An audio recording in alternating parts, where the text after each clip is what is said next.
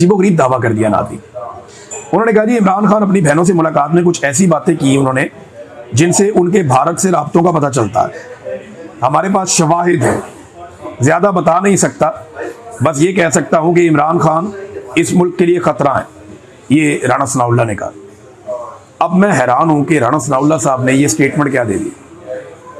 यानी अगर इस हुकूमत के पास इमरान खान का बयानिया तोड़ने के लिए या इमरान खान को नीचा दिखाने के लिए कोई भी एक सबूत होगा तो ये 10 मिनट भी इंतजार नहीं करेंगे, इन्हें फौरी तौर पे कार्रवाई करनी चाहिए और ये करेंगे भी। जो इनकी हालत हो गई, बेचारे टिकटॉकरों से मदद मांगते फिरते हैं, फैमिली ब्लॉगर से मदद मांगने फिरते हैं।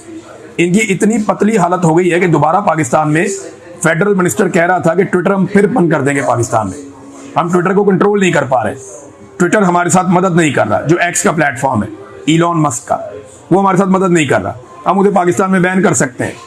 तो ये इसके ऊपर गौर कर रहे हैं कि पाकिस्तान में ट्विटर पे दोबारा से पाबंदी लगा दी जाए। पहले भी इन्होंने बड़ा लंबा अरसा पाबंदी लगा के रखी है, ये दोबारा भी पाबंदी लगा सकते हैं, इसमें कोई दो राय नहीं है।